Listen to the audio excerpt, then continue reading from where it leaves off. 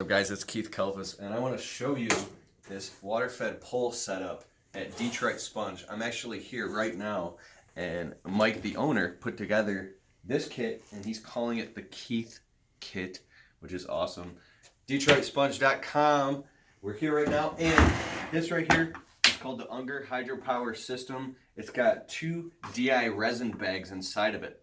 I started out with a big heavy tank, which was fine, but lugging it around, it just got kind of cumbersome, especially on properties, you know, to hook it up to the water. This thing is awesome. It's light enough that you can pick it up. It's the medium-sized one, so it has 2 DI bags. There's one that has 4, and then there's a mini one. This one's perfect. And if you come closer, when you actually order this kit, here's all the stuff that comes with it. If you get, in the Keith kit, the Gardiner, or call it the Gardner Extreme 35 carbon fiber water-fed pole with the dual nylon bristle brushes. They're 2-step. So you set all this up, get it together, make sure you get all these little parts and components, hook everything up. As you can see here, I'll get back to that, I'm a little ADD. So this is the brush with the gooseneck. Slide it in, close it down.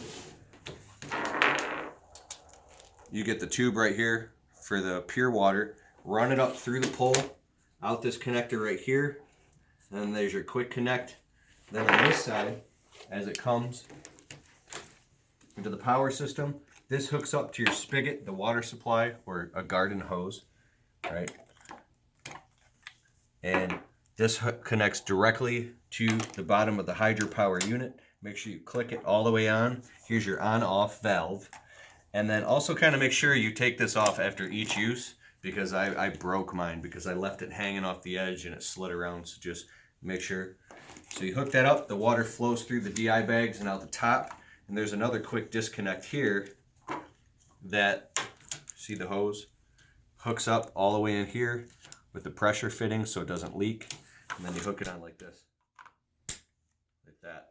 So then you're ready to go. You can put this on a little dolly. I got a dolly from Harbor Freight for like 40 bucks, and then some ties or straps. There's any way that works for you. I like it on a micro dolly. And then there you go. You're ready to clean windows. And then Mike, you were saying that you don't need a RO tank and pre-filters as long as... Yeah, as long as your TDS coming out of the ground, your source water is 150 parts per million or less, it should work fine. It'll work on more than that, but the DI resin life won't be super long. Mm-hmm. So it really is a matter of how much you're going to use it, and then how much impurities is in that water as far as how long the system is going to run for you before you have to replace the resin bags. Sweet. And I like how it's got the TDS meter directly on it. Then you can push this down, twist it, and pop and replace the bags. So it's a lot faster, more simple, easy process. So click the link in the description below this video to check out the Keith water-fed pole kit at Detroit